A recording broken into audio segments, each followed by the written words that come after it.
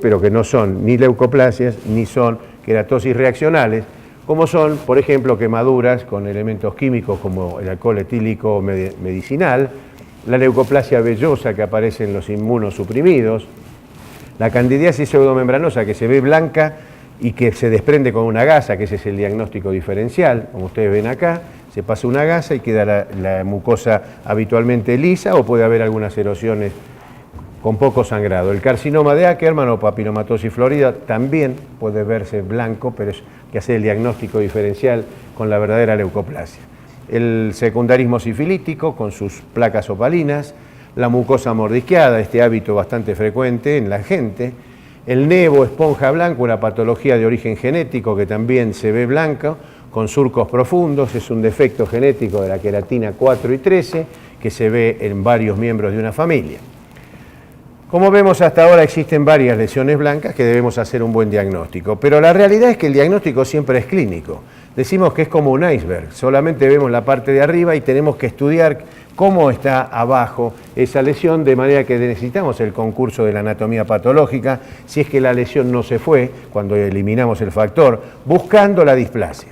La displasia, como ustedes pueden observar ahí, son alteraciones de la célula o del tejido, características y que pueden presagiar, de acuerdo a las diferentes presentaciones, una posible transformación.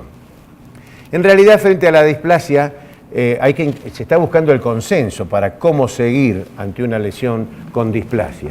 Por ejemplo, hay displasias leves, entonces uno se pregunta, ¿pueden agravarse hacia una severa o pueden involucionar? Y en el caso de una moderada o severa, ¿inevitablemente van al cáncer o no? En este caso, hay autores que hablan que del 4 al 43% de las lesiones displásicas se transforman en cáncer, pero también hay otros autores que consideran que no es la displasia necesariamente, en todos los casos, un factor seguro de transformación. Generalmente es subjetiva la evaluación del patólogo, es una de las críticas que se le hace a este tipo de estudio. No todas las lesiones con displasia se malignizan, inclusive algunas pueden regresar a un tejido normal. Inclusive se han desarrollado carcinomas en lesiones displásicas que no fueron diagnosticadas en una primera biopsia. Entonces, hay que estudiarla parcial o totalmente, una leucoplasia con una dimensión importante. Tenemos, por supuesto, a veces cuando la lesión es muy grande se hacen biopsias seriadas. Y tenemos el método del azul de toluidina, que es un colorante metacromático que tiene predilección por los epitelios displásicos, que nos puede ayudar a orientar el lugar donde podemos hacer la toma biópsica. Les decía que los conceptos actuales, de acuerdo a estos estudios que están ustedes viendo y que todavía tienen vigencia, existe el concepto de que cuanto más severa sea la displasia, mayor es la posibilidad de transformación. Sin embargo, hay algunos autores que consideran que eso no es real. El 40% de leucoplasias sin displasia o displasia leve desarrollaron en esos pacientes segundos carcinomas primitivos. Por lo tanto, la gravedad de la displasia no es necesariamente un factor para tener en cuenta al pie de la letra. La eritroplasia es una lesión roja que tiene mayor capacidad de transformación que la leucoplasia. Fíjense, es una baja prevalencia, se ve menos que la leucoplasia, pero tiene una mayor capacidad de transformación.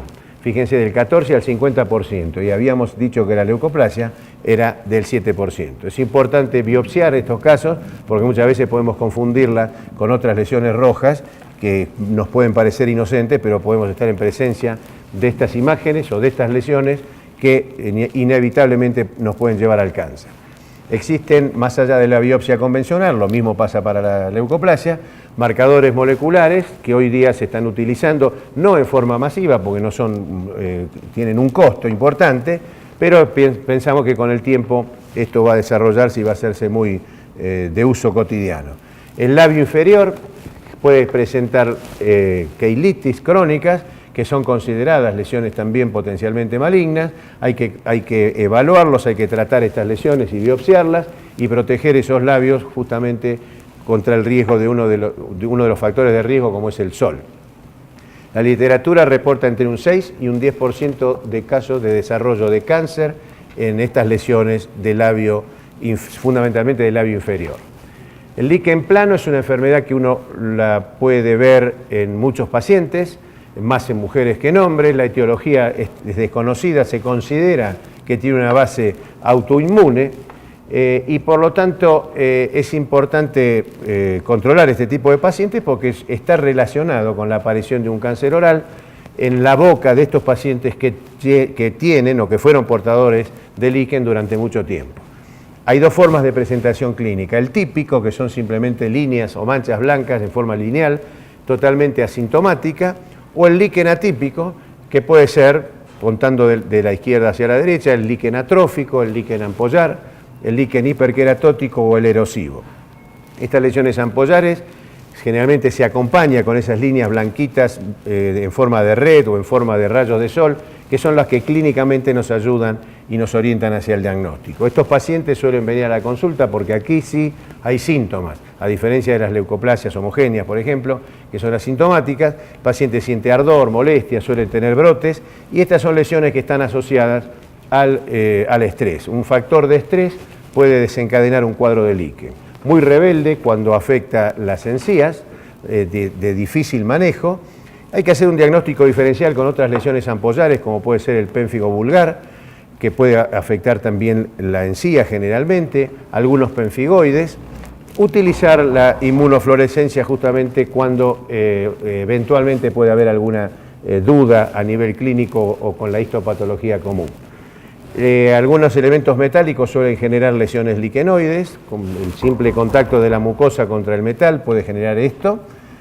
La enfermedad de injerto versus huésped puede presentar en la boca de estos pacientes lesiones con líquen, también es una patología frecuente, pero es muy importante que cuando se hable de líquen y cuando se hable de desarrollo, de transformación carcinomatosa de un líquen, sepamos que estamos hablando verdaderamente de un líquen, y para eso los patólogos y los clínicos tienen muy claro cuáles son los criterios clínicos y los criterios histopatológicos para poder definir al líquen, ya que hay algunas lesiones que se le parecen clínicamente, sobre todo esas lesiones hiperqueratóticas sobre el dorso de la lengua. Muchos autores han hecho trabajos para determinar si el líquen se transforma o no y en qué proporción, y se considera hoy día que aproximadamente hay consenso para hablar que hay un 3% de posibilidad de transformación de los líquenes o que se desarrolle un líquen en la boca de estos pacientes, que se desarrolle un cáncer en la boca de estos pacientes que tienen líquen. La presencia de virus también se ha estudiado, aparte del estrés como factor etiológico. Se ha encontrado virus del herpes, virus de la hepatitis B y virus de la hepatitis C y citomegalovirus, pero se consideran que son situaciones oportunistas o que están en ese momento, en ese lugar, pero que no tienen, en este caso, origen en su etiología. Es una presencia ocasional. Inclusive se ha encontrado virus en estudios citopatológicos, virus de hepatitis C, y lo que se está tratando de estudiar es si existe o no una relación con su etiología. La realidad